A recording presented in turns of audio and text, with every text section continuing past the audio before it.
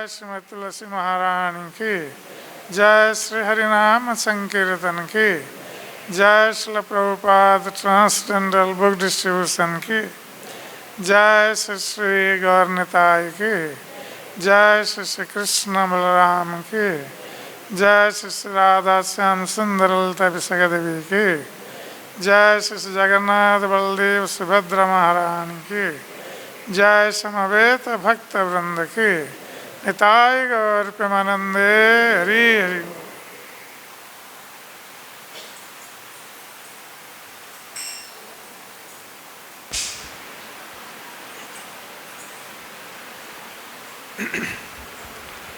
हरे कृष्णा। तो आज हम सभी के परम सौभाग्य है कि हमारे बीच उपस्थित है परम पूज्य श्री श्री भक्ति गौरव नारायण स्वामी महाराज, जो कि पिछले कई साल से श्रीमद् बृहद भागवतामृत, जो कि सनातन गोस्वामी के द्वारा रचित, ये इसके ऊपर धारावाहिक के रूप से ये हर साल कार्तिक महीना में इसका श्रृंखला चलते आ रहा है। तो इसी श्रृंखला को आगे जारी करते हुए परम पूज्य महाराज श्री हमें ये अपने अमृतमय वाणी से इस पुरुषोत्तम महीना में जो श्रावण का महीना है, इसमें श्रवण का बड़ा महिमा है। तो हमारा सौभाग्य है कि महाराज श्री हमें अपने अमृतमय वाणी से उद्बोधन करेंगे और निश्चित रूप से कोई शुद्ध भक्त के से मुख से हम अगर श्रवण करेंगे, हमारा हृदय भी भगवान के प्रेम से भर जाएगा। तो इसलिए सभी को निवेदन है, तो ये कार्यक्रम में अंत तक बने रहे। और एक छोटा सा निवेदन है कि सभी अपना मोबाइल फ़ोन को साइलेंट मोड या फ्लाइट मोड पे डाल दिए तो अच्छा रहेगा, क्योंकि ये सबसे बड़ी डिस्टर्बेंस है। और सभी के लिए कार्यक्रम के अंत में महाप्रसाद का भी व्यवस्था है। तो धैर्यपूर्वक इस कार्यक्रम को आप लोग सुनते रहिए और शांति बनाए रखिए। तो मैं परम पूज्य महाराज से निवेदन करूँगा, जो आप लोग जैसा पिछले एपिसोड में आप लोग सुने थे कि गोप कुमार जो कि भगवान कृष्ण के धाम के जो अन्वेषण करते करते आप लोगों ने कुछ समय पहले पिछले 9 दिनों से रामायण के बारे में श्रवण कर रहे थे, जो कि अयोध्या धाम है। अयोध्या धाम के ऊपर है जो है ये द्वारका धाम। तो द्वारका में गोप कुमार प्रवेश कर चुके हैं और नारद मुनि के श्रीमुख से उन्होंने श्री गोलोक वृंदावन धाम के श्रवण कर रहे हैं। तो उसी श्रृंखला को आगे बढ़ाते हुए परम पूज्य महाराज श्री हमें अपना अमृतमय वाणी से उद्बोधन देंगे। हरे कृष्ण। हरे कृष्ण।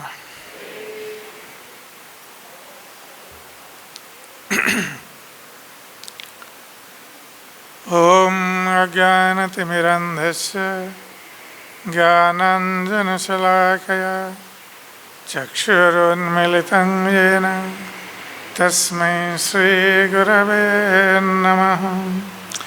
श्रीचैतन्यमनोभीष्टं स्थापितं येन भूतले स्वयं रूपकदा मह्यं ददाति स्वपदान्तिकं। वन्देऽहं श्रीगुरो श्रीयुतपदकमलं श्रीगुरुन् वैष्णवंश श्रीरूपं सग्रजातं सगणरघुनाथ नितं तं सजीवं साद्वैतं सावधूतं परिजनसहितं कृष्णं चैतन्यदेवं श्रीराधाकृष्णपादान् सगणललिता श्रीविशाखान्वितंश्च। हे कृष्ण करुणा सिंधु दीनबंधो जगत्पते गोपेश गोपिका कांत राधाकांत नमस्तुते। तप्त कंचन गौरांगी राधे वृंदावनेश्वरी वृषभानुसुते देवी प्रणमामि हरिप्रिये। वंशाकल्पतरुभ्यश्च कृपासिन्धुभ्येव च पतितानां पावनेभ्यो वैष्णवेभ्यो नमो नमः। नमो महावदन्नाय कृष्णप्रेमप्रदायते कृष्णाय कृष्णचैतन्य नमने गौरतिसे नमः। जय श्री कृष्ण चैतन्य प्रभु नित्यानंद, श्री अद्वैत गदाधर श्रीवासादि गौरभक्तवृंद। हरे कृष्ण कृष्ण कृष्ण हरे हरे, हरे राम राम राम हरे हरे, हरे कृष्ण कृष्ण कृष्ण हरे हरे, हरे राम राम राम हरे हरे, हरे कृष्ण कृष्ण कृष्ण हरे हरे, हरे राम राम राम हरे हरे।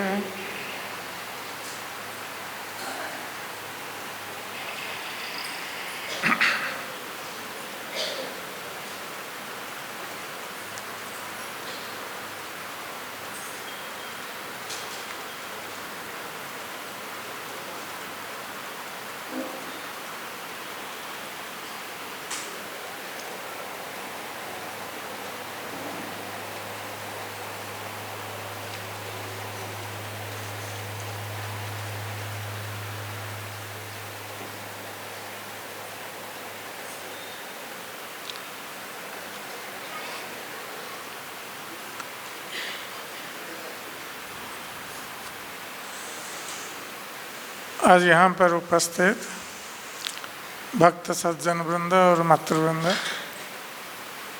हम कई सालों से ये बृहत भागवत अमृत के ऊपर चर्चा कर रहे हैं और आप लोग जानते हैं कि ये बृहत भागवत अमृत इस श्रीमद् भागवत का सार है जो श्री सनातन गोस्वामी ने इस ग्रंथ में प्रतिपादित किया है। तो इसका जो मूल उद्देश्य है, तो श्री सनातन गोस्वामी श्री चैतन्य महाप्रभु के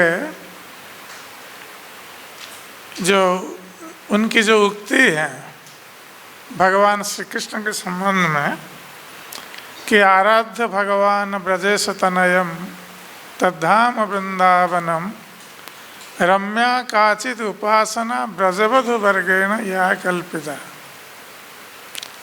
तो ये भगवान श्री कृष्ण जिस प्रकार आराध्य हैं सभी के, उसी प्रकार उनका धाम वृंदावन भी सभी का आराध्य है। और भगवान श्री कृष्ण की आराधना का जो मार्ग जिस प्रकार ब्रज गोपिकाओं ने निश्चित किया है, वही मार्ग सर्वश्रेष्ठ मार्ग। तो इस श्लोक में हम तीन तत्व को जान सकते हैं। एक तो भगवान श्री कृष्ण के कई अवतार हैं। हम लोग जानते हैं किस प्रकार भगवान कृष्ण से बलराम, चतुर्व्यूह, विष्णु, इस प्रकार अन्य अवतार सब आते हैं। तो सारे अवतारों में कौन से भगवान का कौन सा रूप सर्वश्रेष्ठ है और भगवान का धाम, जिस धाम में भगवान रहते हैं, वो कौन सा धाम है जो सर्वश्रेष्ठ धाम है। ऐसे तो बहुत सारे धाम हैं भगवान के, अनेक वैकुंठ धाम है, भगवान के जितने अवतार हैं सभी भगवान के एक एक वैकुंठ धाम है। तो इस प्रकार भगवान कृष्ण का भाई अपना निजी धाम है। तो इन धामों में कौन सा धाम सर्वश्रेष्ठ है और भगवान के कौन सा स्वरूप सर्वश्रेष्ठ है और भगवान की आराधना का मार्ग जो है कौन सा मार्ग सर्वश्रेष्ठ है और उस मार्ग में कौन से भक्त सर्वश्रेष्ठ है। तो विशेष रूप से ये तीन ही तत्वों पर ये श्रीमद् बृहत् भागवतामृत आधारित है। तो बृहत् भागवतामृत के प्रथम खंड में हम लोग चर्चा कर चुके हैं कि भगवान श्री कृष्ण नंदनंदन श्री कृष्ण के जितने भक्त हैं उन सारे भक्तों में कौन भक्त सर्वश्रेष्ठ भक्त है। तो नारद मुनि जाते हैं अलग अलग स्थानों पर ये देखने के लिए कि भगवान के कौन से भक्त सर्वश्रेष्ठ है। अंत में नारद मुनि इसी निष्कर्ष पर पहुंचते हैं कि वृंदावन की गोपियां और वृंदावन के भक्त वे भगवान कृष्ण के सर्वश्रेष्ठ भक्त हैं। अब गोप कुमार की कथा के माध्यम से श्री सनातन गोस्वामी ये प्रतिपादन करना चाह रहे हैं कि भगवान के जो जितने धाम हैं उन सारे धामों में कौन सा धाम सर्वश्रेष्ठ धाम है। तो गोप कुमार जो कि गोवर्धन में जिनका जन्म हुआ था इसलिए वो ब्रजवासी है और मदन गोपाल के प्रति पूर्ण रूप से आकृष्ट है। तो भगवान का मदन गोपाल रूप जो वृंदावन के भगवत स्वरूप हैं, नंद नंदन कृष्ण का स्वरूप है, उनके प्रति गोप कुमार आकर्षित है। और भगवान के दर्शन के लिए गोप कुमार अनेक स्थानों का भ्रमण करते हैं, अनेक धामों का भी भ्रमण करते हैं। तो उन्होंने जो मंत्र प्राप्त किया था अपने गुरु से, उस मंत्र के बल पर गोप कुमार भगवान के अलग अलग धाम में जाते हैं, किंतु उन सारे धामों में जाने के पश्चात भी वो आनंद का अनुभव नहीं कर पाते। जैसे हम देखते हैं कि गोप कुमार स्वर्गादि लोक ब्रह्मलोक सभी गए हैं, सभी लोक में, अंत में वैकुंठ लोक में भी गए, भगवान विष्णु का दर्शन भी किया है, किंतु फिर भी वहाँ पर वो संतुष्ट नहीं हुए। उसके पश्चात वो अयोध्या धाम में भी गए, भगवान रामचंद्र का जो नित्य धाम अयोध्या है, वहाँ भी वो संतुष्ट नहीं हुए। उसके पश्चात अब वह द्वारका धाम में पहुँचे और ये जो द्वारका धाम वो चित जगत का द्वारका धाम है। तो चित जगत के द्वारका धाम में गोप कुमार पहुँचे हैं और वहाँ भी वो संतुष्ट नहीं है। उनके असंतुष्ट होने का एक ही कारण है कि वो जहाँ कहीं भी जाते हैं, जिस किसी धाम में जाते हैं गोप कुमार, वहाँ पर वो अपने आराध्य नंद नंदन श्री कृष्ण मदन गोपाल के रूप में भगवान का दर्शन करना चाहते हैं, जो कि अन्य धामों में संभव नहीं है। भगवान विष्णु कभी नंद नंदन श्री कृष्ण की लीला वैकुंठ धाम में नहीं कर सकते। भगवान रामचंद्र अयोध्या धाम में कृष्ण की लीला नहीं कर सकते। यहाँ तक कि चित जगत का जो द्वारका धाम है, द्वारका धाम में भी भगवान श्री कृष्ण नंदनंदन कृष्ण की लीला नहीं कर सकते। वहाँ द्वारका धाम ऐश्वर्य का धाम है। वहाँ पर जितने द्वारकावासी हैं सभी को ये ज्ञान है कि कृष्ण भगवान है। इसलिए कभी कभी द्वारका में भगवान श्री कृष्ण अपना चतुर्भुज स्वरूप प्रदर्शन करते हैं आवश्यकता के अनुसार, कभी दो भुज स्वरूप और कभी चतुर्भुज स्वरूप। और वहाँ पर भगवान श्री कृष्ण द्वारका वासियों के साथ जो लीला करते हैं तो वो ब्रज लीला से सर्वथा भिन्न है। यद्यपि द्वारका में भगवान श्री कृष्ण अपनी ब्रज लीला के बारे में स्मरण अवश्य करते हैं, किंतु उस स्मरण को भी भगवान श्री कृष्ण गुप्त ही रखते हैं।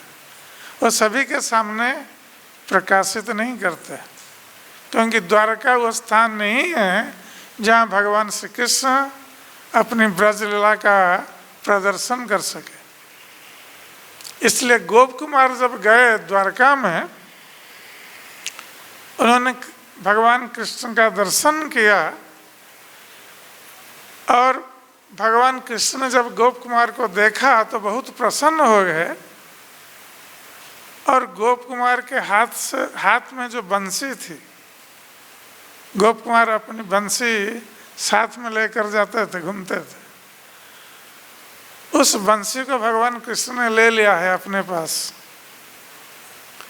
और बंसी को हाथ में पकड़कर वो स्मरण करते हैं अपनी ब्रज लीला के बारे में और भाव विह्वल हो जाते हैं सुधर्म सभा में।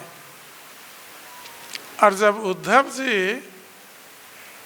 देखते हैं कि भगवान श्री कृष्ण अपनी ब्रज लीला का स्मरण करते हुए भाव विह्वल हो रहे हैं, तो उनको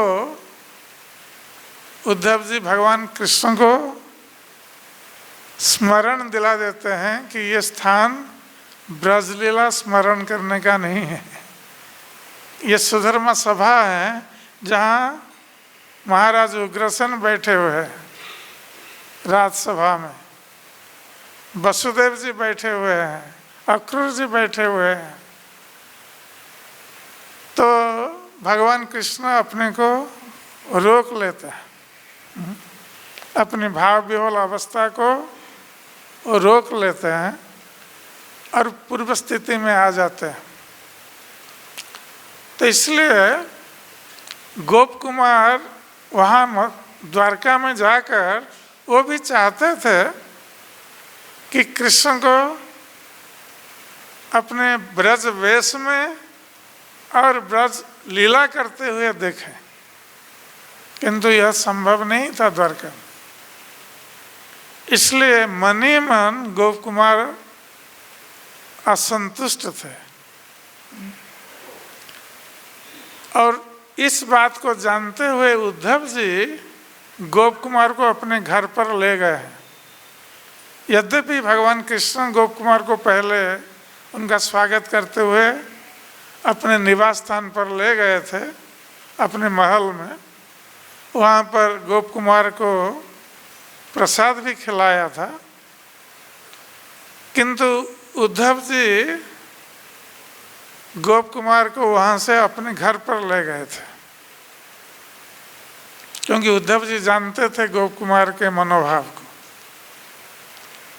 तो उद्धव जी के घर पर रहकर गोप कुमार थोड़ा आश्वस्त हुए, क्योंकि भगवान कृष्ण के राजमहल का जो ऐश्वर्य है उसमें वो ब्रजभाव को प्राप्त नहीं हो रहे थे।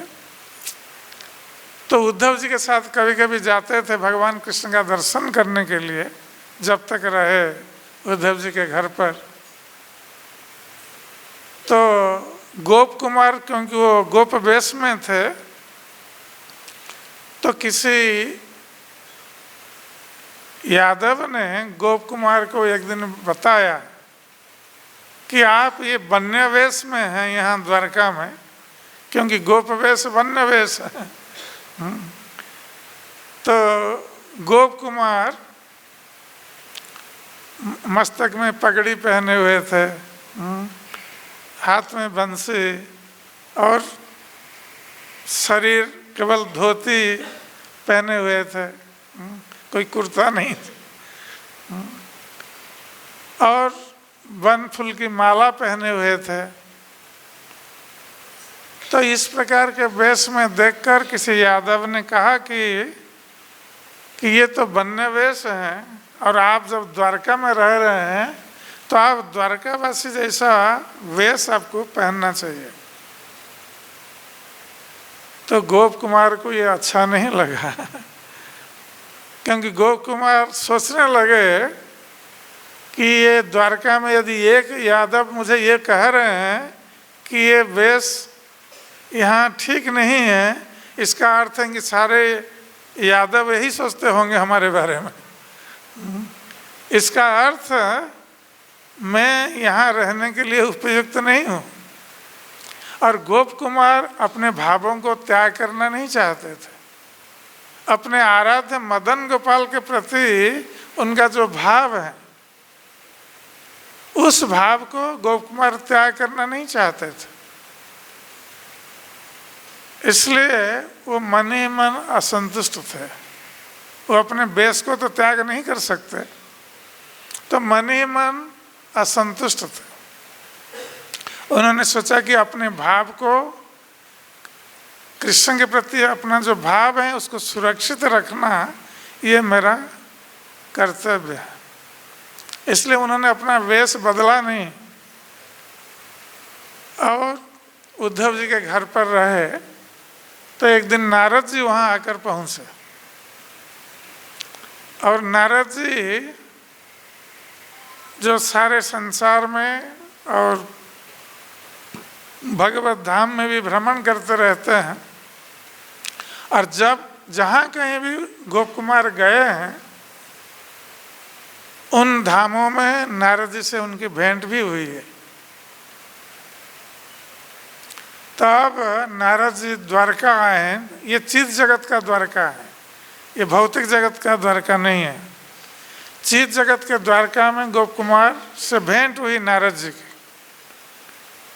तो उनसे वार्तालाप हुआ और नारद जी ने गोप कुमार से कहा कि गोप कुमार, मैं जहाँ कहीं भी जाता हूँ और तुमसे हमारी भेंट होती है, हर धाम में मैं यही देखता हूँ कि तुम कहीं भी संतुष्ट नहीं हो।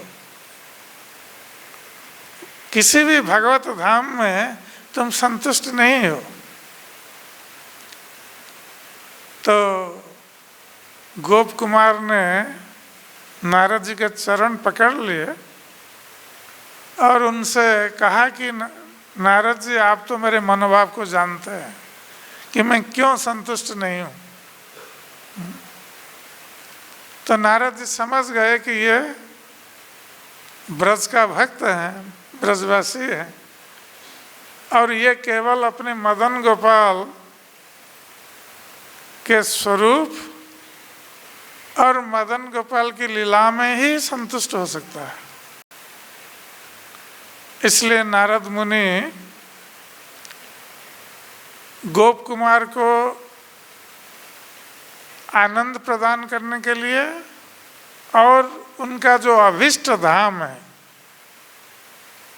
उस धाम के बारे में बताने के लिए भगवान श्री कृष्ण की लीलाओं के बारे में वर्णन कर रहे हैं। तो भगवान श्री कृष्ण की जो ब्रज लीलाएं हैं, ये ब्रज लीलाएं नारद जी ब्रज लीलाओं का वर्णन कर रहे हैं और गोप कुमार इन लीलाओं का श्रवण करते हुए आनंद का अनुभव कर रहे हैं, क्योंकि यही उनका अभिष्ट है। इसलिए अब नारद मुनि से वो श्रवण करेंगे कि वस्तुतः उनका अभिष्ट धाम कौन सा है। यद्यपि नारद मुनि उनको बता चुके हैं गोलोक धाम के बारे में, अब पहले नारद मुनि भगवान कृष्ण की ब्रज लीलाओं का वर्णन कर रहे हैं कि भगवान श्री कृष्ण की ये ब्रज लीला किस प्रकार अन्य धामों की लीलाओं से सर्वोत्कृष्ट है। जिस प्रकार भगवान श्री कृष्ण का नंदनंदन स्वरूप परम आकर्षणीय, मनोहर और माधुर्य से पूरित है, उसी प्रकार उनकी लीलाएं भी, वृंदावन में उनकी लीलाएं भी ये सर्वोपरि हैं, सर्व आकर्षक हैं और माधुर्यमय है। तो एक एक करके नारद मुनि गोप कुमार और उद्धव जी के सामने भगवान कृष्ण की ब्रज लीलाओं का वर्णन कर रहे हैं। तो अब नारद मुनि ब्रज में भगवान कृष्ण के द्वारा जो गोप कन्याओं का वस्त्र हरण लीला जो है उसके संबंध में बता रहे हैं।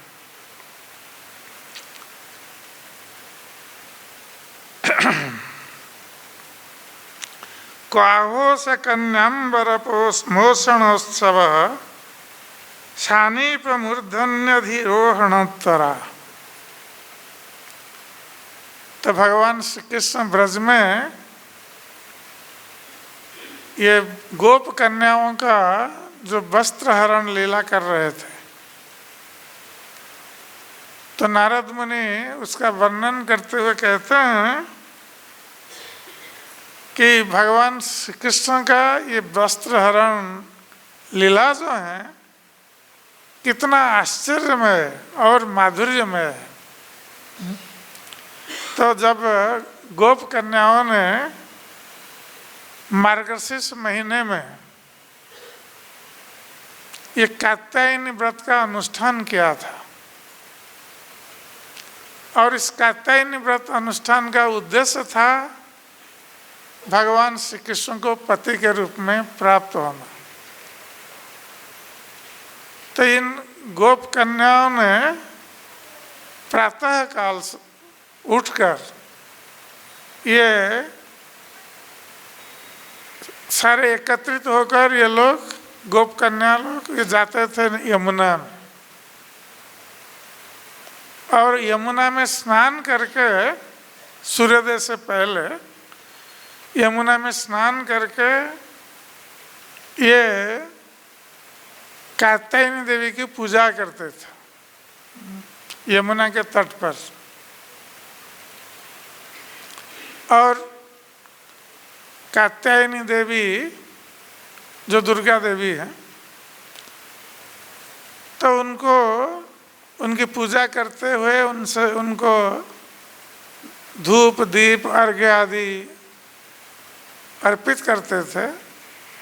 उसके बाद उनको वस्त्र श्रृंगार आदि अर्पित करते थे और उनसे यही प्रार्थना करते थे कि नंद गोप सुत देवी, जो नंद गोप हे देवी, नंद गोप सुत कृष्ण पति में कुरुते नमः। तो हम आपके चरणों में प्रणाम करते हैं कि नंद गोपसुत कृष्ण को हमारे पति के रूप में आप प्रदान कीजिए। यही उनकी एकमात्र प्रार्थना थी। और ये 1 महीने तक ये व्रत चल रहा था, मार्गशीर्ष महीने के प्रारंभ से लेकर पूर्णमासी तक। तो पूर्णमासी का दिन वो अंतिम दिन था व्रत का। तो उसी दिन ये वस्त्र हरण लीला हुई, अर्थात भगवान कृष्ण ने उनकी इच्छाओं को पूर्ण किया। इन गोप कन्या, ये अविवाहिता गोप कन्याएं थी, तो इन्होंने भगवान कृष्ण को पति के रूप में प्राप्त होने के लिए व्रत किया था और पूरे महीने भर कात्यायनी देवी से प्रार्थना की थी। अब जब प्रातःकाल वो लोग स्नान कर रही थी तो अपने वस्त्र को तट पर रखकर उलग्न होकर नदी में स्नान कर रही थी, एक गोप कन्या। तो भगवान कृष्ण जो चाहते थे कि गोप कन्याओं की इच्छाओं को पूर्ण करें, क्योंकि उनकी यही प्रार्थना थी, तो भगवान श्री कृष्ण प्रातःकाल उस दिन कुछ ग्वाल वालों को साथ लेकर वो चले गए यमुना के तट पर, जहाँ ये गोप कन्याएं पूजा कर रही थी और स्नान कर रही थी यमुना। और भगवान श्री कृष्ण जिन बच्चों को लेकर गए थे तो वो बहुत छोटे छोटे बच्चे थे। तो उनको लेकर जब पहुंचे, देखा कि गोपियों का वस्त्र रखा है तट पर और गोपियां स्नान में मग्न हैं, तो भगवान कृष्ण ये इन वस्त्रों को लेकर सीधे एक निकट में एक कदम का वृक्ष था, उन वस्त्रों को लेकर कदम के वृक्ष के ऊपर चले गए और वहां पर सारे वस्त्रों को कदम की डाली में लगा दिया। तो कहते हैं स कन्याम्बरमोषणस्व। तो नारद मुनि कहते हैं कि भगवान श्री कृष्ण इन गोप कन्याओं के वस्त्र चोरी का उत्सव पालन कर रहे थे। तो ये गोप कन्याओं का वस्त्र चोरी करके वहाँ कदम के वृक्ष के ऊपर चढ़ गए थे। अतिशीघ्र नर्माणि तानि अंजलि वंदनार्थनम तत्स्वंस नीतान सुखदातृनाचस। तो जब इस प्रकार भगवान कृष्ण उन वस्त्रों को लेकर वो कदम के वृक्ष के ऊपर बैठे हैं और गोपियों को पता नहीं है तो बहुत जोर जोर से हंस रहे हैं। तो भगवान कृष्ण के साथ जो बच्चे गए थे, उनके छोटे छोटे बच्चे कृष्ण क्यों हंस रहे हैं उनको पता नहीं है, वो भी हंस रहे हैं उनके साथ। तो जब भगवान कृष्ण जोर जोर से हंसने लगे ठहाका लगा के, तो गोपियों का ध्यान आकृष्ट हुआ। तब उन्होंने देखा कि उनका वस्त्र नदी के तट पर नहीं है, वो कदम वृक्ष के ऊपर है और वहाँ पर भगवान कृष्ण बैठे हुए हैं कुछ बच्चों को साथ लेकर और हंस रहे हैं। तो गोपियाँ तो आश्चर्यचकित हो गई कि इतनी सुबह जबकि कोई पुरुष व्यक्ति उस भाग में नहीं जाते हैं जहाँ स्त्रियां स्नान करती हैं, तो भगवान कृष्ण वहाँ आकर और उनके वस्त्रों को भी उठा लिया है। तो ये लोग बहुत लज्जित हो गए और एक दूसरे को देखने लगी। तो भगवान कृष्ण ने कहा उनको कि तुम लोग ये जो वस्त्र यहाँ तट पर रखकर स्नान कर रही थी, यदि तुम लोग यहाँ मेरे पास एक एक करके आओगी तब मैं इस वस्त्र को दूंगा। तो गोपियाँ क्योंकि उलग्न होकर स्नान कर रही थी तो इसलिए वो आ नहीं सकती थी। तो भगवान कृष्ण के साथ उनका वार्तालाप हुआ। पहले तो उन लोगों ने अनुनय विनय किया देने के लिए और बाद में उनको डराया भी कि हम राजा के पास अभियोग करेंगे, किंतु कृष्ण किसी बात को सुनने वाले नहीं थे। तो जो भी हो, तो भगवान कृष्ण ने कहा कि तुम लोग एक एक करके आओ और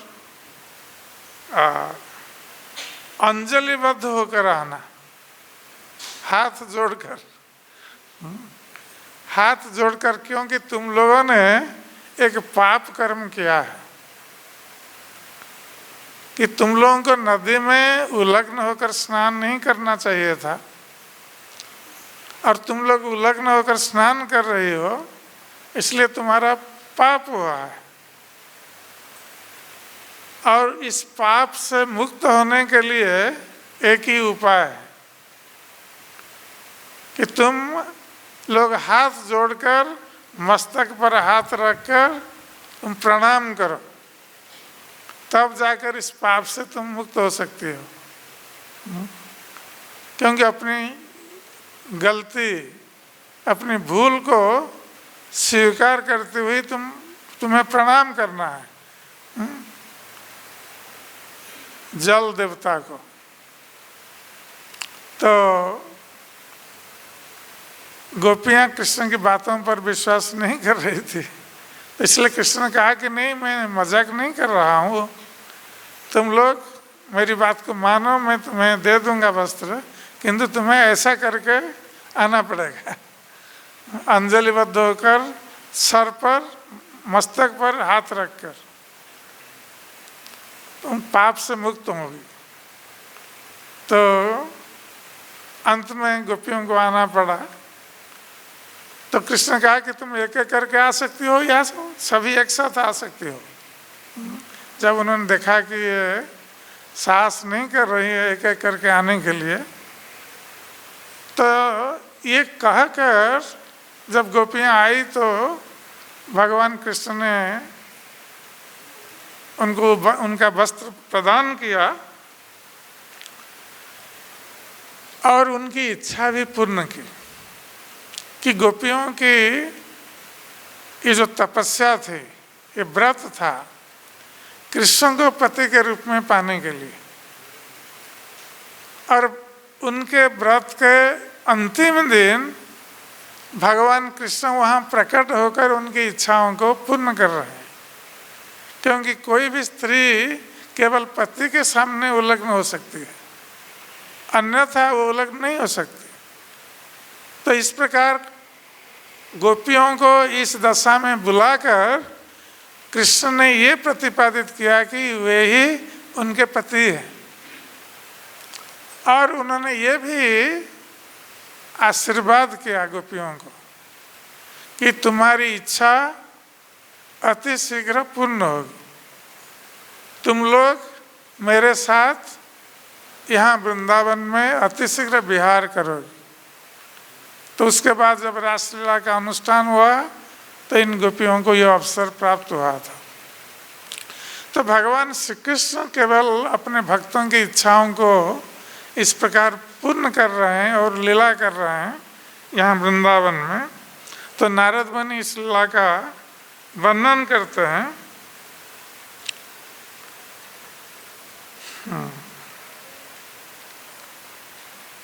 पुनः नारद मुनि और एक लीला का वर्णन कर रहे हैं। तंग यज्ञ विप्रओदनं याचनं च तत्पत्नी गणाकर्षणंगपि अमुष्य। तब नारद मुनि कह रहे हैं कि इसके पश्चात भगवान कृष्ण ने और एक लीला की थी जो ब्राह्मण पत्नियों के साथ। तो पहले हम लोग जानते हैं कि किस प्रकार भगवान कृष्ण ग्वाल बालों के साथ ये मथुरा की सीमा पर, वृंदावन और मथुरा की जो सीमा है, उस दिन वहीं पर एक अशोक वन था। उस अशोक वन में आए हुए थे गोचारण करते हुए, और वहीं पर गोप बालकों ने कृष्ण बलराम से कहा था कि हमें भूख लगी है। तो कृष्ण ने गोप बालकों को भेजा था इस यज्ञ स्थल पर जहाँ मथुरा के ब्राह्मण गण यज्ञ कर रहे थे, क्योंकि ये मथुरा और वृंदावन की सीमा थी। तो मथुरा की सीमा में ब्राह्मण गण यज्ञ कर रहे थे, तो वो स्थान अभी भी है, हम देख सकते हैं। तो जहाँ यज्ञ पत्नी यहाँ आई थी, तो भगवान कृष्ण ने जब ग्वाल वालों को भेजा और कहा कि ब्राह्मण लोग यज्ञ कर रहे हैं, उनसे कुछ अन्न मांग कर लाना। और ये ग्वाल बाल जब गए तो ब्राह्मणगण, क्योंकि ये कृष्ण के भक्त नहीं थे ब्राह्मणगण, इसलिए उन लोगों ने कोई ध्यान ही नहीं दिया। ग्वाल बाल उनसे कह रहे हैं कि भगवान कृष्ण आए हैं, उन्होंने भेजा है, कुछ अन्न चाहते हैं, फिर भी उन लोगों ने कुछ ध्यान नहीं दिया। वो देंगे या नहीं देंगे, हाँ या नहीं, कुछ नहीं कहा, और चुपचाप बैठे रहे। तो जब निराश कर ग्वाल वाल आए भगवान कृष्ण के पास और उनको बताया कि ब्राह्मणगण तो कुछ बोले नहीं है, तो भगवान कृष्ण ने कहा कि ठीक है, तुम लोग इस बार उनकी पत्नियों के पास जाओ, क्योंकि भगवान कृष्ण जानते थे कि ब्राह्मण की पत्नियां उनकी भक्त थी और भगवान कृष्ण के प्रति प्रेम भाव रखती थी। तो इसलिए उनकी इच्छा को पूर्ण करने के लिए भगवान कृष्ण ने ग्वाल वालों को भेजा ब्राह्मण की पत्नियों के पास। जब ग्वाल बाल गए ब्राह्मण की पत्नियों के पास और उनको बताया कि कृष्ण बलराम आए हुए हैं, पास में गोचारण कर रहे हैं और वो कुछ अन्न मांग रहे हैं, तो ब्राह्मण की पत्नियां तो बहुत आनंदित हो गई और विह्वल होकर उन्होंने जो भी सब प्रसाद भोग बनाया था, चतुर्विध व्यंजन जो है, वो चर्व्य, चोष्य, लेह्य, पेय, ये 4 प्रकार के भोजन। तो ये 4 प्रकार के भोजन को आनंदित होकर उन लोगों ने ग्वाल वालों के हाथ नहीं दिया। ये ब्राह्मण की पत्नियां स्वयं ये भोजन हाथ में लेकर वो स्वयं निकल पड़ी कृष्ण के पास जाने के लिए। और जब वो निकल पड़ी तो उस समय उनके जो ब्राह्मण पति, उनके भ्राता, पुत्र सभी मना कर रहे हैं, किंतु उन लोगों ने किसी की बात नहीं सुनी। भगवान कृष्ण के प्रति उनके हृदय में जो प्रेम भाव उत्पन्न हो गया था, उसके सामने उन्होंने किसी की बात नहीं सुनी। इसका अर्थ है कि वो अपना घर द्वार, पति, पुत्र, आत्मीय स्वजन सभी का त्याग करने के लिए प्रस्तुत हो गई थी। और इस प्रकार जब वो आई भगवान कृष्ण के पास,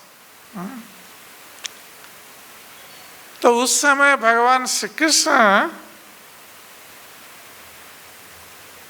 अशोक वन में ये गोचारण कर रहे थे। तो ये वन्य वेशभूषा में सज्जित थे।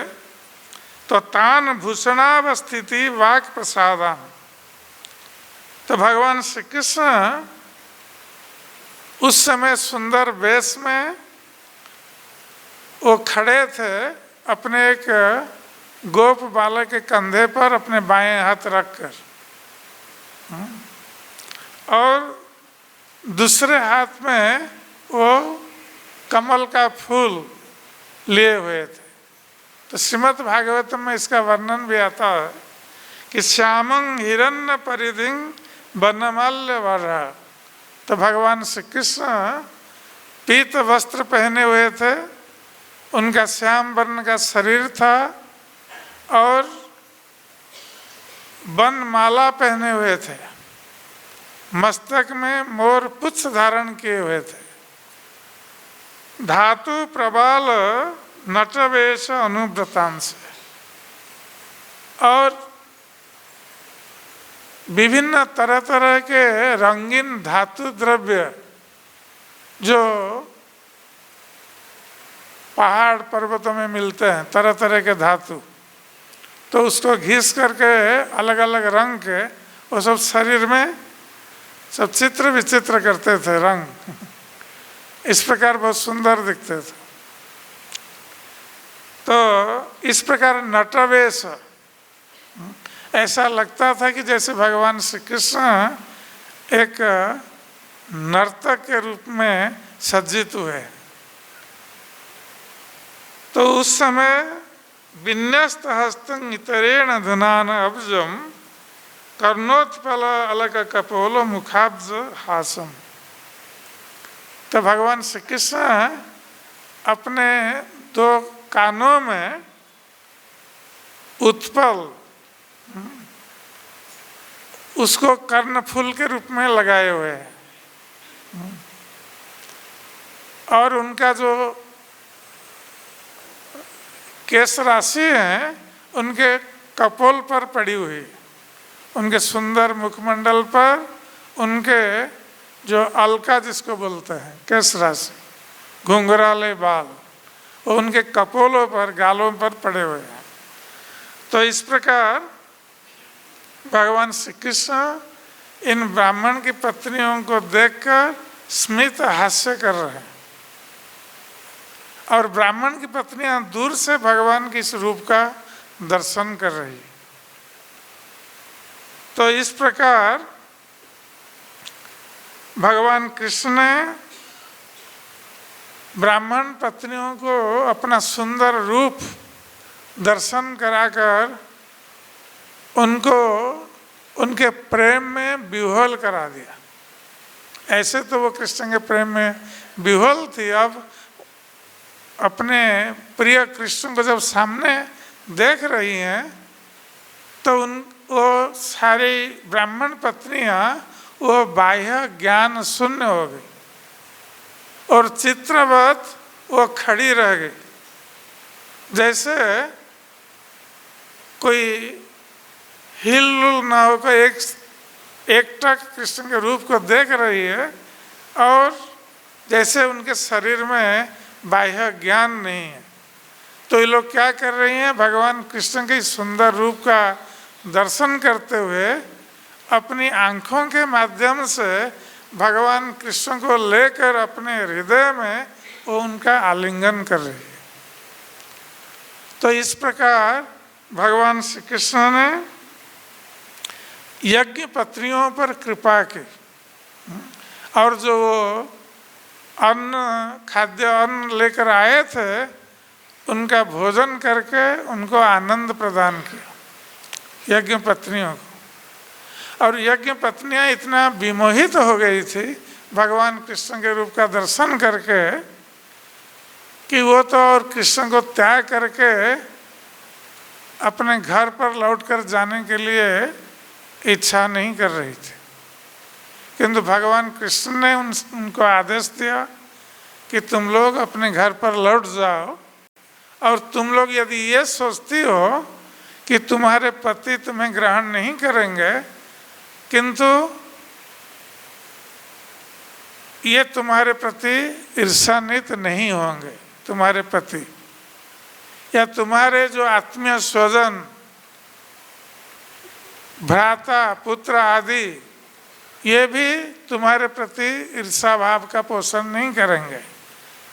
और तुम लोगों ने जो कार्य किया है इस कार्य को यहाँ तक कि देवता लोग भी सहमति प्रदान करेंगे इस कार्य के लिए।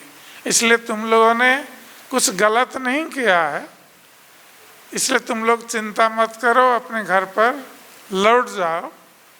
और वास्तविक भक्ति है कि तुम लोग अपने मन में मेरा ही सदा सर्वदा स्मरण करो। तो हमारे पास रहने से उससे ये अधिक अच्छा है कि सदा सर्वदा 24 घंटे तुम मेरे इस रूप का स्मरण करो, मेरी इस लीला का स्मरण करो। इस प्रकार सदा सर्वदा तुम मेरे साथ ही रहो। तो इस प्रकार भगवान कृष्ण ने ब्राह्मण पत्नियों पर जिस प्रकार कृपा की थी, तो नारद मुनि ने इसका वर्णन किया गोप कुमार के सामने।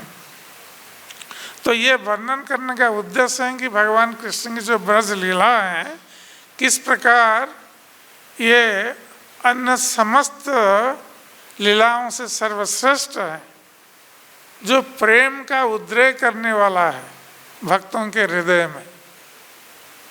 तो इसलिए नारद मुनि एक के बाद एक भगवान की ब्रज लीलाओं का वर्णन करते जा रहे हैं गोप कुमार के सामने।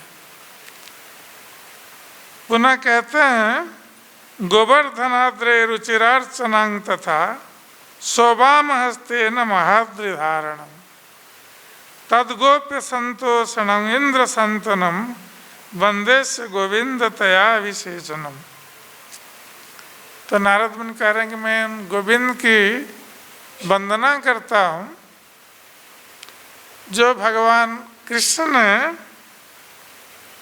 गो ब्रजवासियों को सांत्वना प्रदान करने के लिए, ब्रजवासियों की रक्षा के लिए, जिन्होंने अपने वाम हस्त में गोवर्धन पर्वत धारण किया था। तो इस गोवर्धन पर्वत धारण की जो लीला है, तो इसमें ब्रजवासियों को इंद्र के अत्याचार से रक्षा करना और इंद्र को भी सांत्वना प्रदान करना, क्योंकि इंद्र ने जब ब्रज पर अत्याचार किया, अपने मेघ संवर्तक मेघों को भेजा ब्रज को नष्ट भ्रष्ट कर देने के लिए, क्योंकि ब्रजवासियों ने इंद्र की पूजा बंद कर दी थी। तो प्रलयकालीन मेघ और वर्षा वायु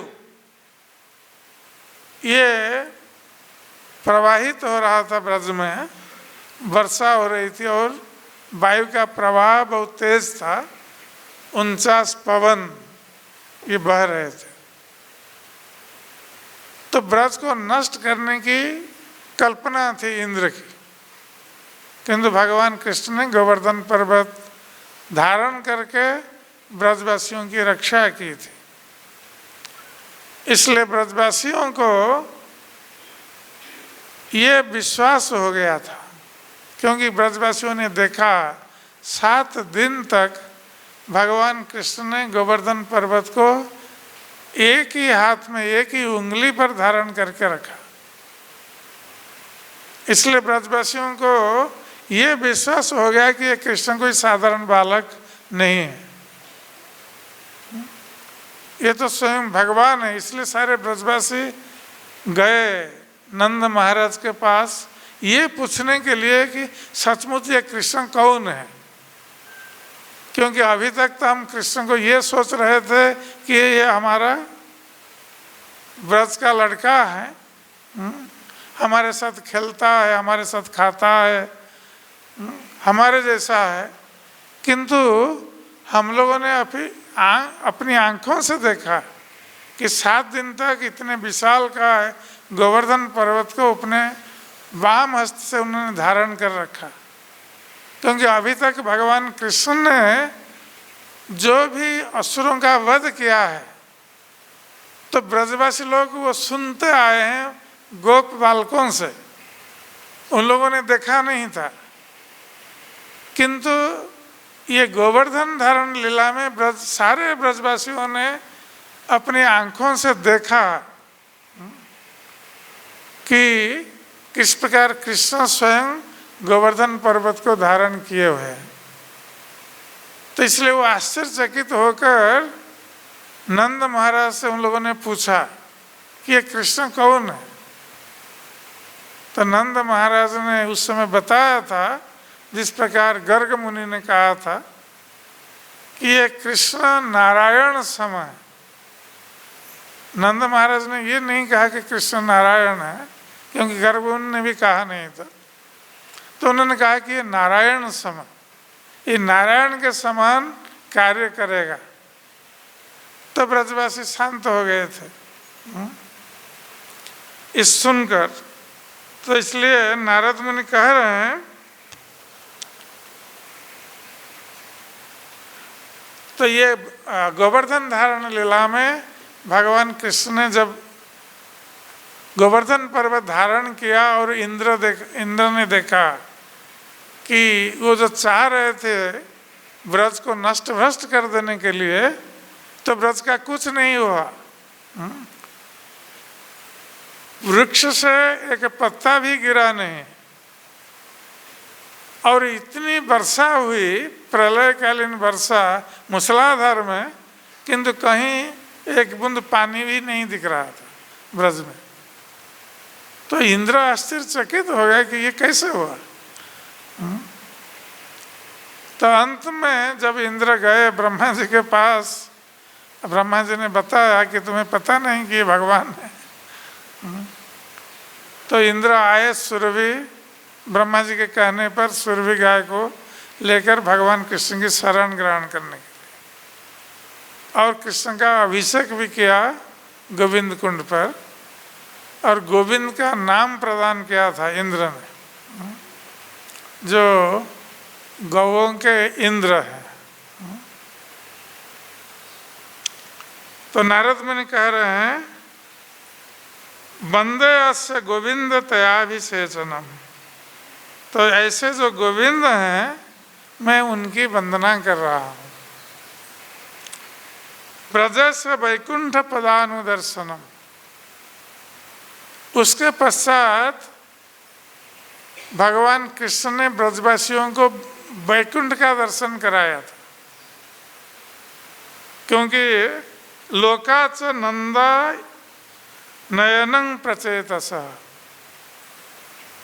तो जब नंद महाराज एकादशी का व्रत कर रहे थे, तो द्वादशी के दिन प्रातः काल नंद महाराज, अभी तक रात ही था, सुबह सुबह अंधकार था, तो नंद महाराज यमुना में चले गए थे स्नान करने के लिए द्वादशी के दिन। और वरुण का कोई अनुचर उसने पकड़ लिया था नंद महाराज को, वो वरुण के पास ले गया था। तो जब नंद महाराज के साथ जो गोप आए हुए थे, तो उन्होंने नंद महाराज जल से लौटकर नहीं आए स्नान करने के बाद, तो उन लोगों ने शोर मचाया, जोर जोर से चिल्लाया। तो जब दूसरे गोपों ने इस प्रकार चिल्लाया कि नंद कहीं चले गए, जल से नहीं आ रहे हैं, तो भगवान कृष्ण ने जैसे सुना, तुरंत वो आ गए उस स्थान पर। और जब गोपों ने कहा कि इस प्रकार नंद महाराज यमुना में स्नान करने गए और वापस नहीं आए, तो भगवान कृष्ण तुरंत यमुना में कूद पड़े और सीधे जाकर वरुण लोक में पहुंचे। तो जब पहुंचे उस समय देखा कि वरुण देव, उन्होंने नंद महाराज को एक अच्छे सिंहासन पर बिठाया, क्योंकि वरुण देव जानते थे कि ये कृष्ण के पिताजी हैं और उनका अनुचर वो गलती से उनको ले आया है। तो ससम्मान नंद महाराज को बिठाया था एक सिंहासन के ऊपर, स्वर्ण के सिंहासन के ऊपर। तो जब भगवान श्री कृष्ण पहुँचे वरुण लोक में, तो वरुण देव ने प्रणाम किया भगवान कृष्ण को और उनसे प्रार्थना की और उनसे क्षमा याचना की। वरुण देव ने कहा कि हमारा ये अनुचर ने गलती की है, ये आपके पिताजी को ले आया है, इसलिए अनुचर की गलती मेरी भी गलती है, इसलिए आप क्षमा कर दीजिए। हमारा अनुचर ये नहीं जानता है कि वो आपके पिताजी हैं। तो उन्होंने भगवान कृष्ण की पूजा अर्चना की, तो भगवान कृष्ण प्रसन्न हुए। किंतु नंद महाराज देख रहे थे कि वरुण देव स्वयं कृष्ण की पूजा कर रहे हैं और उनसे प्रार्थना कर रहे हैं, और नंद महाराज अभी तक सोच रहे थे कृष्ण उनका लाला है। वो कभी उनको ये सोचा नहीं कि ये भगवान है। तो नंद महाराज बहुत आश्चर्यचकित थे। तो भगवान कृष्ण जब नंद महाराज को लेकर आए, तो नंद महाराज ने बताया दूसरे गोपों को क्या क्या हुआ वरुण लोक में। तो सारे गोपों ने सोचा कि तो कृष्ण तो भगवान है, क्योंकि वरुण देव भी इसकी पूजा और प्रार्थना करते हैं। तो सारे गोपों ने सोचा कि ठीक है, यदि कृष्ण भगवान हैं तो हम उनसे पूछेंगे, हमें थोड़ा वो अपना लोक दिखाएं। तो जब गोपों ने अनुरोध किया भगवान कृष्ण से, तो भगवान कृष्ण ने सारे गोपों को ब्रह्मरथ ले गए यमुना में। ब्रह्मरथ वही है जहाँ अक्रूर जी ने स्नान किया था और भगवान विष्णु का दर्शन किया था। तो भगवान कृष्ण ने सारे ब्रजवासियों को कहा वहाँ डुबकी लगाने के लिए, और वहीं पर उन्होंने वैकुंठ लोक का दर्शन कराया। तो ये ब्रजवासी लोग देख रहे हैं कि वही कृष्ण वहाँ बैठे हैं अपने लोक में, और सारे वेद रूप धारण करके स्तुति कर रहे हैं कृष्ण की। और जब ये सारे ब्रजवासी भी वहाँ हैं, किंतु कृष्ण ब्रजवासियों से कुछ नहीं कर रहे। तो जब ब्रजवासियों ने देखा कि कृष्ण यहाँ पर ब्रज में हमारे साथ बातचीत करते हैं, किंतु वहाँ उस लोक में बातचीत नहीं कर रहे, तो उनको ये विश्वास हो गया कि ये कृष्ण भगवान है। तो इस प्रकार नारद मुनि इसका वर्णन कर रहे हैं। कह रहे हैं ब्रजस वैकुंठ पदानुदर्शनं लोकात् सत् नंदा नयनं प्रचेतस न वक्तुम् अर्हामि परांत सीमगाम वक्षे कथं तं भगवत्व माधुर्यम्। तो इसलिए नारद मुनि कह रहे हैं कि भगवान कृष्ण का जो माधुर्य है उसकी सीमा जो है, अंतिम सीमा जो है, उसका वर्णन करने में मैं सक्षम नहीं हूँ।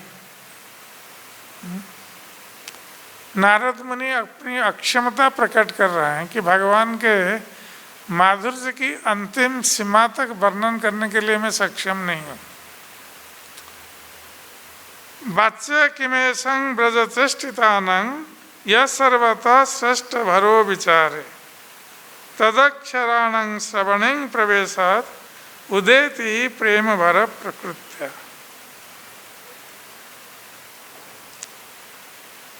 तो नारद मुनि कह रहे हैं कि भगवान श्री कृष्ण के जो ब्रज लीलाएं हैं, ये इन ब्रज लीला यदि हम ध्यान पूर्वक इस पर विचार करें तो भगवान श्री कृष्ण की ये ब्रज लीला ये हर तरह से श्रेष्ठता से भरा है। भगवान की अन्य कोई भी लीला ब्रज लीला से श्रेष्ठ नहीं हो सकती, ये श्रेष्ठता से भरी हुई है।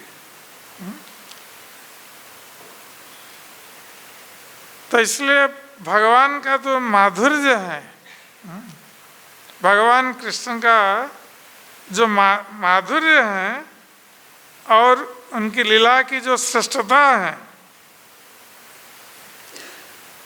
तो इसका वर्णन करने के लिए मैं सक्षम नहीं हूँ, मैं वर्णन नहीं कर सकता। तो भगवान कृष्ण की ये श्रेष्ठ लीला है, ब्रज लीला है। तो जब इस ब्रज लीला का वर्णन कोई करता है, उसका एक भी अक्षर किसी के श्रवण में प्रवेश करता है, इसका अर्थ है कि ब्रज लीलाओं का श्रवण मात्र से, भगवान कृष्ण की ब्रज लीलाओं के श्रवण मात्र से उदेत ही प्रेम भर प्रकृत्या, कि हृदय में स्वाभाविक रूप से प्रेम की, कृष्ण प्रेम की बाढ़ छा जाती है। अर्थात हृदय कृष्ण प्रेम की बाढ़ में प्लावित हो जाता है, हृदय में प्रेम उत्पन्न होता है। तो हृदय में प्रेम उत्पन्न करने के लिए भगवान कृष्ण की इन ब्रज लीलाओं का बार बार श्रवण करना आवश्यक है। यद्यपि हम जानते हैं इन ब्रज लीलाओं को, किंतु बार बार इसका श्रवण और मनन ये बहुत आवश्यक है, कि बार बार श्रवण और मनन करने से ही हृदय शुद्ध होता है और हृदय में प्रेम की बाढ़ सी आ जाती है, कृष्ण प्रेम का उद्रेक हो जाता है। तो नारद मुनि कहते हैं, न श्री मुखे न उपनिषद मुखे कृतम यद वेद वाक्य अपरे बचो मृत। तो भगवान श्री कृष्ण के मुख से ये वेद उपनिषद की जो वाणी है वो निकली है। अर्थात भगवान कृष्ण ने ब्रह्मा जी को जो प्रथम उपदेश प्रदान किया था, जो वेद और उपनिषद के रूप में वर्णित है,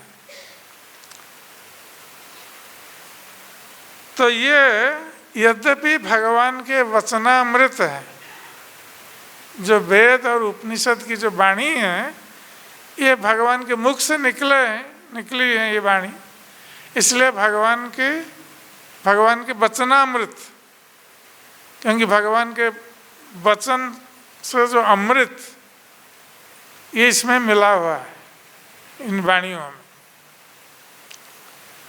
तत्तस्य बिंबाधर अजोग मात्रता, किंतु इन वचनामृत से और एक अमृत जो अधिक सर्वश्रेष्ठ है, नारद मुनि कह रहे हैं, कहते हैं कि तत् बिंबाधर जोग मात्रत सा दारवी मोहन वंशिका करत।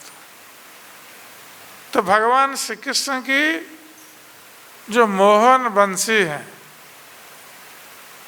जिस वंशी वादन के द्वारा भगवान श्री कृष्ण सारे त्रिलोक को मोहित करते हैं, केवल ब्रजवासियों को नहीं, सारे त्रिलोक के प्राणियों को मोहित करते हैं। और क्यों कहते हैं कि ये जो बंसी है ये किससे बना है? ये लकड़ी से बना है, बांस से बना। किंतु बांस से बनी लकड़ी,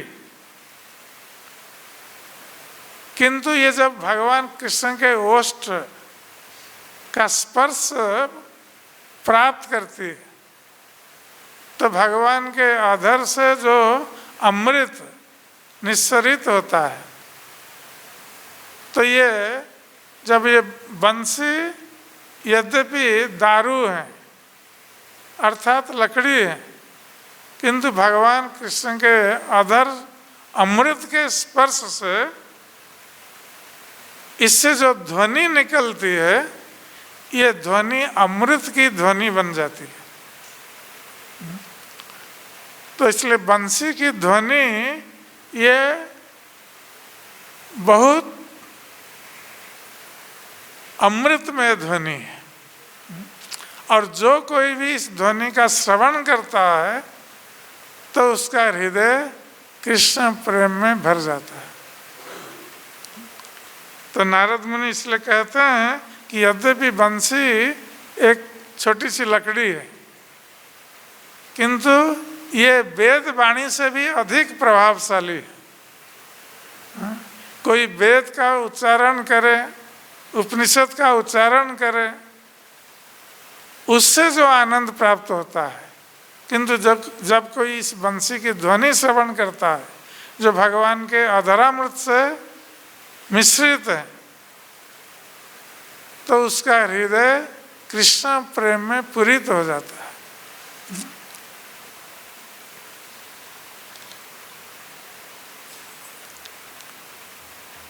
विमान याना सुरसिद्ध संघा, तो जब ये भगवान श्री कृष्ण बंसी ध्वनि करते हैं तो ये आकाश में जो विमान में जाते हैं देवतागण, सिद्धगण, तो समावधु भी प्रणयात अमुह्यान, जो आकाश में विमान में देवतागण अपनी पत्नियों के साथ जब जाते हैं और उनके साथ साथ सिद्धगण भी आकाश में उड़ते हैं, तो जब ये भगवान कृष्ण की बंसी ध्वनि का श्रवण करते हैं तो आकाश में उड़ते हुए देवतागण और उनकी पत्नीगण और सिद्धगण ये सभी विमोहित हो जाते हैं कृष्ण की बंसी ध्वनि श्रवण करके। जिस प्रकार श्रीमद् भागवत में बताया गया कि आकाश जब भगवान श्री कृष्ण बंसी ध्वनि करते हैं और आकाश में देवतागण अपने विमान पर अपनी पत्नियों के साथ जाते हैं, तो देवताओं की पत्नीगण कृष्ण की बंसी ध्वनि सुनकर इतनी विमोहित हो जाती है कि वो विमान से गिर पड़ती है, तो अपने आसन से नीचे गिर पड़ती है। और महेंद्र रुद्र द्रुहिणा दयस्तु मुग्धागता विस्मृत तत्वता है। और भगवान श्री कृष्ण की बंसी ध्वनि श्रवण करके यहाँ तक कि इंद्र और रुद्र अर्थात शिव जी, द्रुहिणा अर्थात ब्रह्मा आदि, मुग्धागता, ये सभी विमुग्ध हो जाते हैं, मोहित हो जाते हैं और विस्मृत तत्वता है।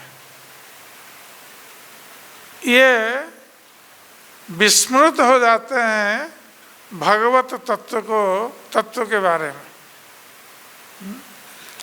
ये भगवान कृष्ण की बंसी ध्वनि श्रवण करके इतना विमोहित हो जाते हैं कि ब्रह्मा शिव और इंद्र आदि ये भगवत तत्व के संबंध में भी विमोहित हो जाते हैं।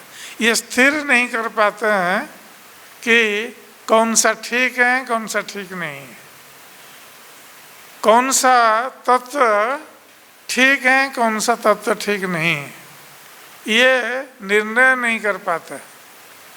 जैसे ब्रह्म तत्व, तो ब्रह्म तत्व के बारे में इनमें, इन देवताओं में भ्रम उत्पन्न हो जाता है भगवान कृष्ण की बंसी ध्वनि श्रवण करके। वो कृष्ण के प्रति इतने मोहित हो जाते हैं, उस ध्वनि के प्रति इतने मोहित हो जाते हैं कि ब्रह्म तत्व का निरूपण ये लोग नहीं कर पाते।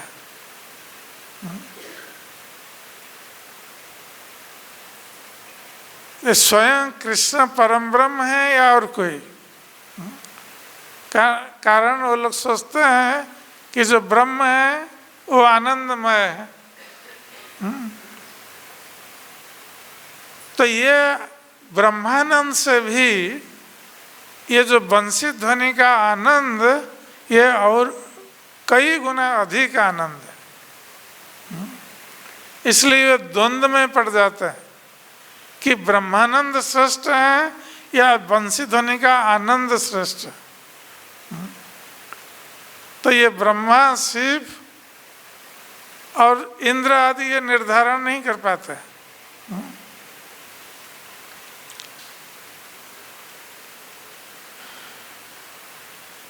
समाधि भंगोथ महामुनिनम विकार जातस्य जन्मतेषु। और इस बंसी ध्वनि का श्रवण करने पर जो महान मुनिगण हैं, जो समाधि में मग्न रहते हैं,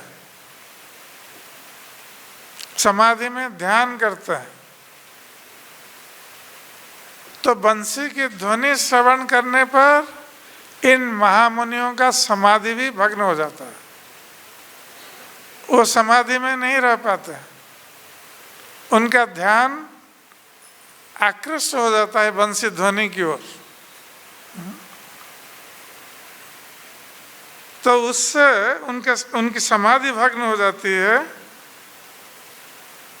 और विकार जातस्य जन्मतेषु। और उनके हृदय में जब उनकी समाधि भग्न हो जाती है तो उनको व्यस्त होना चाहिए, उनकी समाधि भग्न हो गई, किंतु उसके विपरीत ये लोग एक दिव्य आनंद का अनुभव करते हैं। बंसी ध्वनि श्रवण करके ये महामुनिगण, उनके हृदय में दिव्य आनंद का अनुभव होता है। तत्काल चक्र भ्रमणानुवर्ती।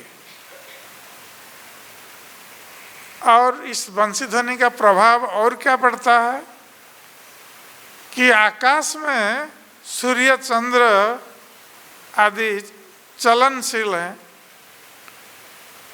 जिस प्रकार हम देखते हैं कि सूर्य उदित होते हैं, अस्त होते हैं, उसी प्रकार चंद्र उदित होते हैं, अस्त होते हैं। तो इनका एक क्रम है, उदय और अस्त का क्रम है सूर्य और चंद्र का। तो कहते हैं कि तत्काल चक्र भ्रमणानुवर्ती। तो सूर्य और चंद्र का जो क्रम है ये काल चक्र के अनुवर्ती है।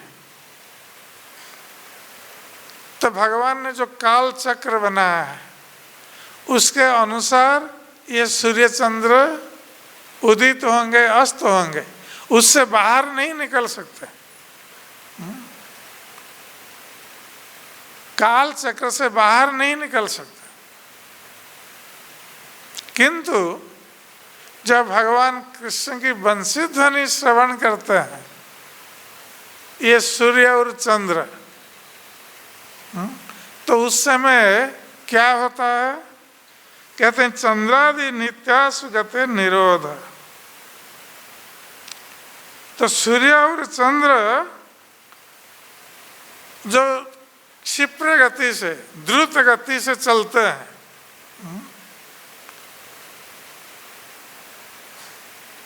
तो उनकी जो गति है, द्रुत गति, भगवान कृष्ण की बंसी ध्वनि श्रवण करने से उनकी द्रुत गति रुक जाती है।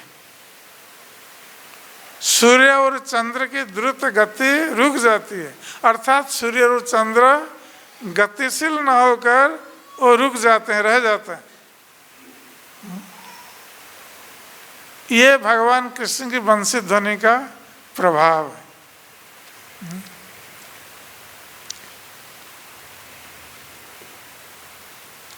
गोपास्य कृष्णेर पितदेह दैहिका। और ये जो ब्रजवासी हैं,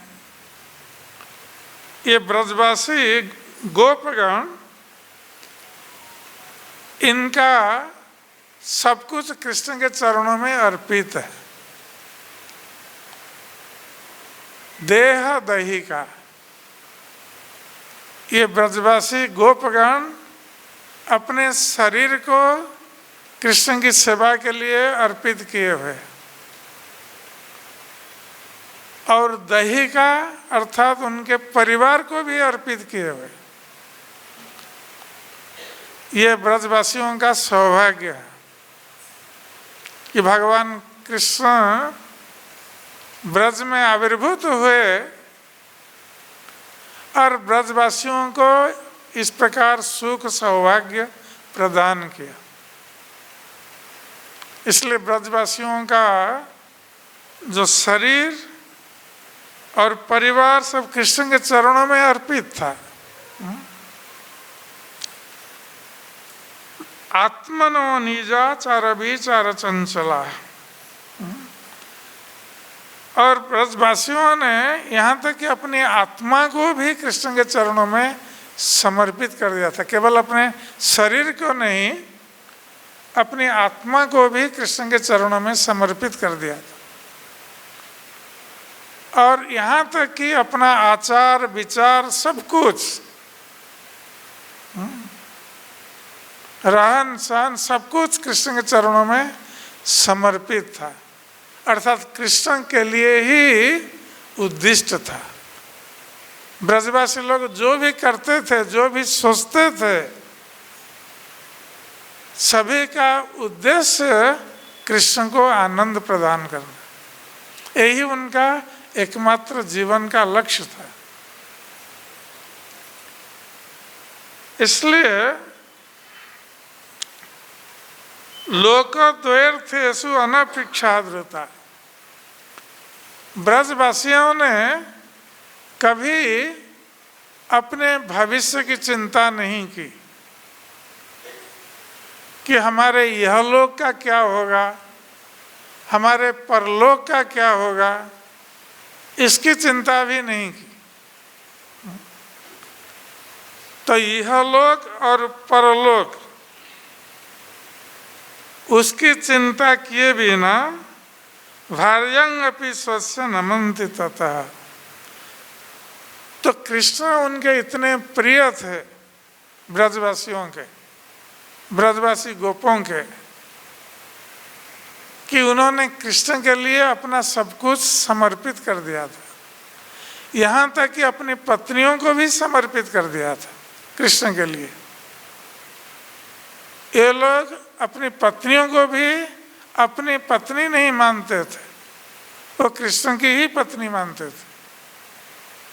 और ये ब्रजवासी गोपगण कृष्ण के प्रति इतने समर्पित थे कि उनकी पत्नियां कृष्ण को आनंद प्रदान कर रही हैं, इसलिए ये गोपगण अपनी पत्नियों को भी प्रणाम करते थे।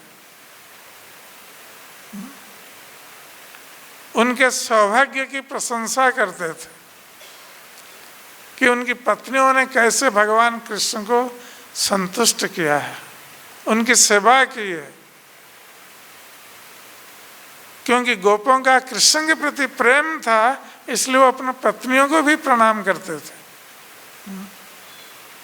तो नारद मुनि इस प्रकार ब्रजवासियों के महिमा का वर्णन कर रहे हैं कृष्ण लीला के माध्यम से।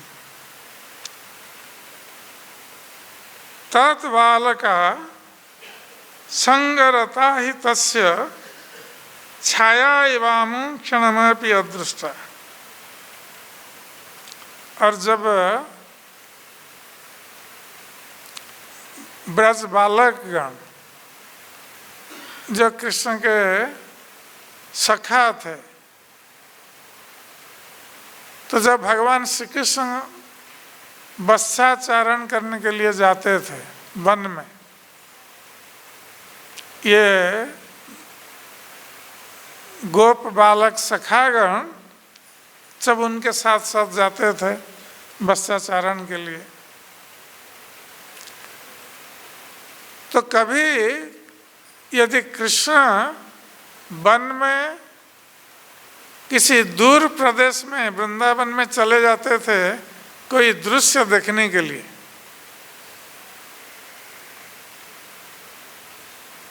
तो भगवान कृष्ण का ये एक उद्देश्य भी था। जो बत्साचारण के लिए जाते थे तो वन की शोभा देखने के लिए, वृंदावन की शोभा देखने के लिए भगवान कृष्ण कभी कभी गोप बालकों को छोड़कर अकेला चले जाते थे। तो ये गोप बालक संगरता सदा सर्वदा कृष्ण के संग की कामना करते थे कि सदा सर्वदा कैसे कृष्ण के साथ रहे, इसकी कामना करते थे। और इस प्रकार रहते थे कृष्ण के साथ जैसे छाया, जैसे व्यक्ति की छाया व्यक्ति के साथ साथ रहती है, उसी प्रकार ये गोप बालक कृष्ण के साथ उनकी छाया जैसे वो रहते थे, छाया के समान। कभी भी जिस प्रकार छाया कभी भी व्यक्ति विशेष से अलग नहीं हो सकती, ये कभी भी कृष्ण से अलग होना नहीं चाहते थे ये बालकगण। और यदि कदाचित कृष्ण चले जाते थे वन की शोभा देखने के लिए और ये बालकगण कृष्ण से दूर हो जाते थे, तो उस समय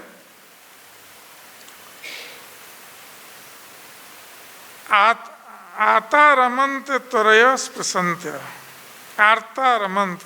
तो जब कृष्ण दूर चले जाते थे तो ये सखागण बहुत व्याकुल हो उठते थे कृष्ण के विरह में, और व्याकुल होकर किस प्रकार कृष्ण का संग प्राप्त करें, इसलिए वो दौड़ते थे इधर उधर। और आपस में जब कृष्ण दूर से दिख जाते थे तो आपस में ये एक दूसरे को कहते थे कि अब कृष्ण वहीं पर है तो मैं पहले स्पर्श करूंगा कृष्ण को। दूसरा बालक कहता था नहीं नहीं मैं पहले स्पर्श करूंगा।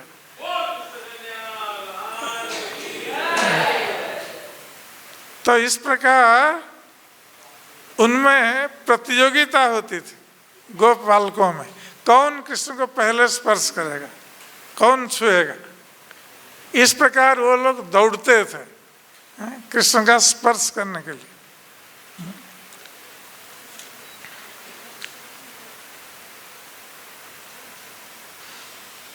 तो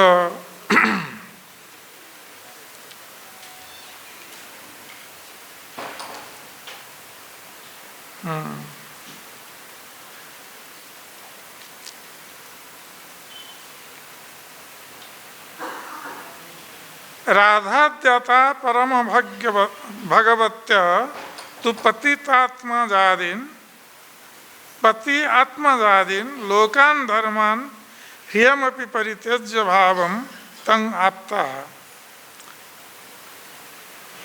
अब नारद मुनि गोपियों के बारे में बता रहे हैं कि राधाद्याता परम भगवत्य, जो श्रीमती राधा रानी आदि जो परम भाग्यशालिनी गोपियाँ हैं, उनके बारे में नारद मुनि कह रहे हैं। तो उन लोगों ने अपना सब कुछ त्याग दिया कृष्ण के लिए। उन लोगों ने अपना सब कुछ त्याग दिया, अपने पति, अपने पुत्र, अपना इहलोक और परलोक,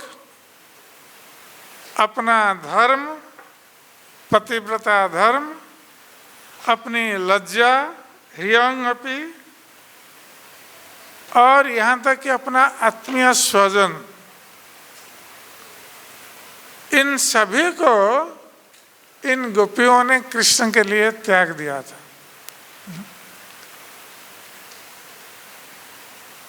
येनाजस्रं मधुर कटुकई व्याकुला तत् विकार है। और भगवान कृष्ण के विरह में ये गोपियां इतनी व्याकुल थी,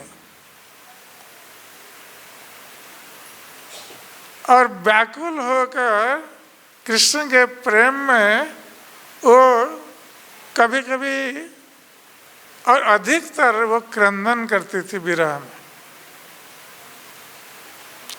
और उसके साथ साथ कभी कभी कृष्ण के मिलन में आनंद का अनुभव भी करती थी।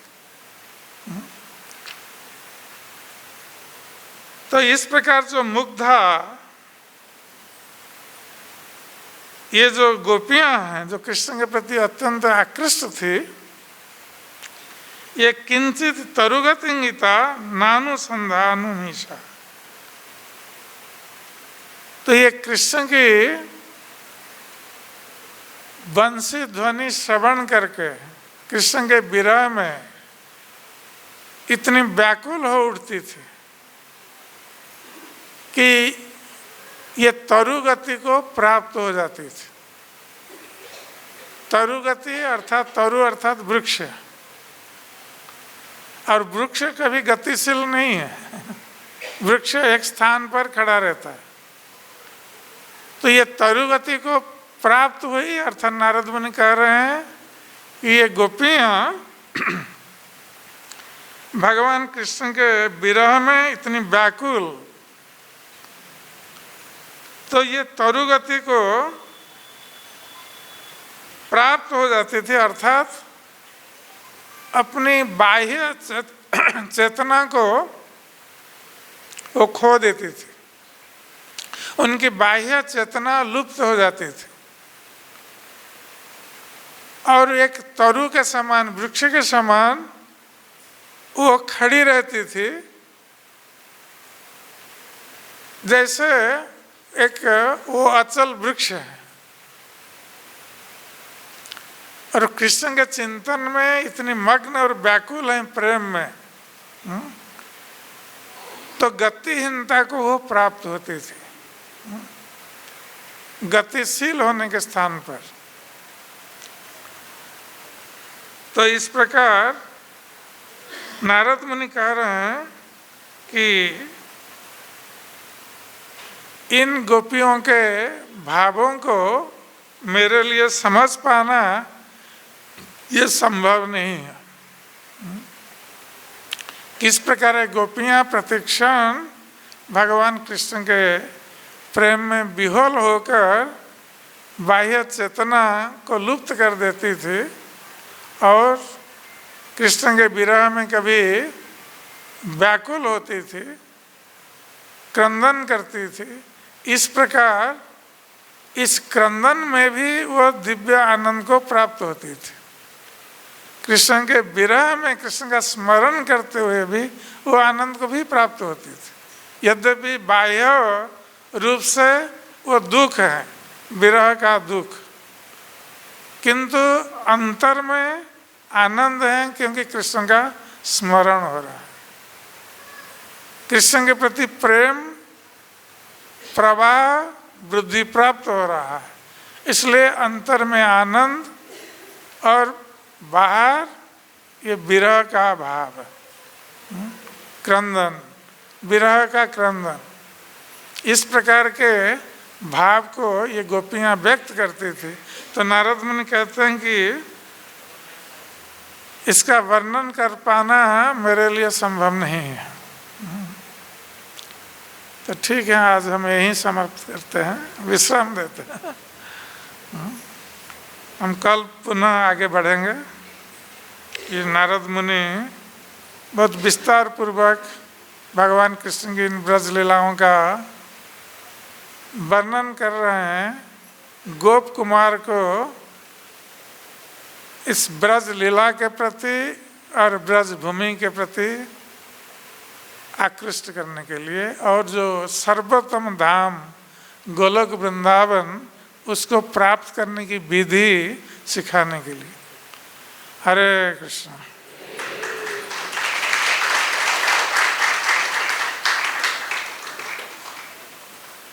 तो हम 5 मिनट भगवान का नाम संकीर्तन करेंगे।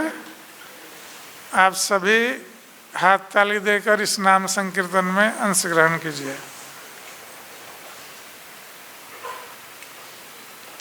हरे कृष्ण कृष्ण कृष्ण हरे हरे, हरे राम राम राम हरे हरे।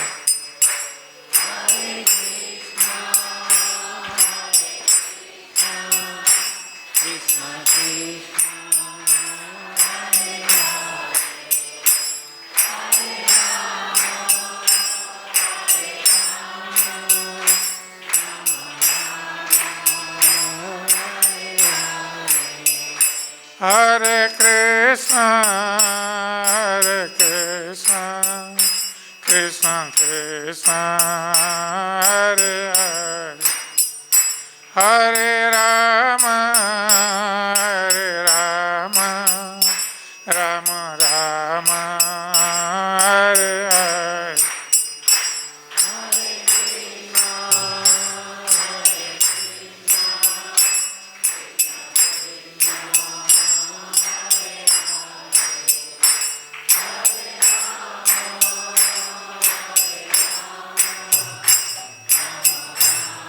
हरे कृष्ण कृष्ण कृष्ण हरे हरे, हरे राम राम राम हरे हरे। हरे कृष्ण कृष्ण कृष्ण हरे हरे, हरे राम राम राम हरे हरे। हरे कृष्ण कृष्ण कृष्ण हरे हरे, हरे राम राम राम हरे हरे। हरे कृष्ण कृष्ण कृष्ण हरे हरे, हरे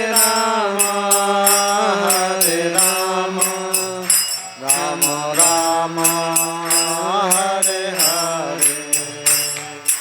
हरे कृष्ण कृष्ण कृष्ण हरे हरे, हरे राम राम राम हरे हरे।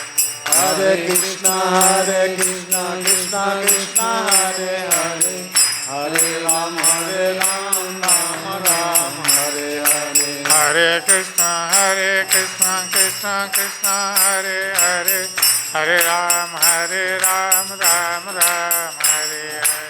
हरे Krishna Krishna Krishna Hare Hare, Hare Rama, Rama Rama, Hare Hare. Hare Krishna, Krishna Krishna, Hare Hare, Hare Ram, Ram Ram, Hare Hare. Hare Krishna, Krishna Krishna, Hare Hare.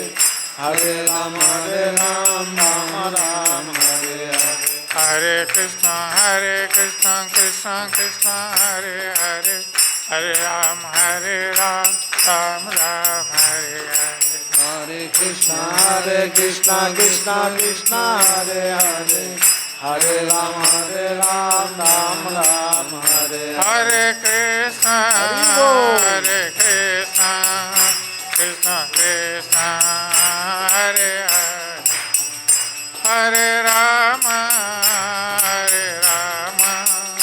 Rama Rama, Hare Hare. Hare Krishna, Krishna Krishna, Hare Hare. Hare Rama, Rama Rama, Hare Hare. Hare Krishna, Krishna Krishna, Hare Hare, Hare Rama, Rama Rama, Hare Hare. Hare Krishna, Krishna Krishna, Hare Hare. Hare Rama, Rama Rama, Hare Hare. Jaya Krishna Balaram, Krishna Balaram, Krishna Balaram, Jaya Krishna Balaram. Jaya Krishna Balaram, Krishna Balaram, Krishna Balaram, Jaya Krishna Balaram. Jaya Radha Sama Sundar, Radha Sama Sundara. Jaya Radha Shama Sundara, Radha Shama Sundara. Jaya Gaura Nitai, Gaura Nitai, Gaura Nitai, Jaya Gaura Nitai. Jaya Gaura Nitai, Gaura Nitai, Gaura Nitai, Jaya Gaura Nitai. Nitai Gaura Hari Bol, Hari Bol, Hari Bol, Hari Bol. Nitai Gaura Hari Bol, Hari Bol, Hari Bol, Hari Bol. Jaya Jaya Prabhupada, Prabhupada, Prabhupada. Jaya Jaya Prabhupada, Prabhupada, Prabhupada, Prabhupada. Jaya Jaya Prabhupada, Prabhupada, Prabhupada, Prabhupada. Jaya Jaya Prabhupada, Prabhupada, Prabhupada, Prabhupada. जय श्री श्री गौर निताय की जय, जय श्री श्री कृष्ण बलराम की जय, जय श्री श्री राधा श्याम सुंदर ललिता विशाखा देवी की जय, जय श्री प्रभुपाद जी महाराज की जय, जय समवेत भक्त वृंद की जय, निताय गौर प्रेमानंद हरि हरि बोल। हरे कृष्णा। अच्छा सुनिए, आप लोग जैसे हमारे प्रभु जी कल राम कथा सुना रहे थे, तो महाराज की कथा भी ऐसे चलेगा। 11 बजे शुरू होता है, लेकिन जिसको भजन की श्रद्धा है आप लोग 10:30 बजे आइए, आधा घंटा पौने घंटा हम लोग वैष्णव भजन करेंगे।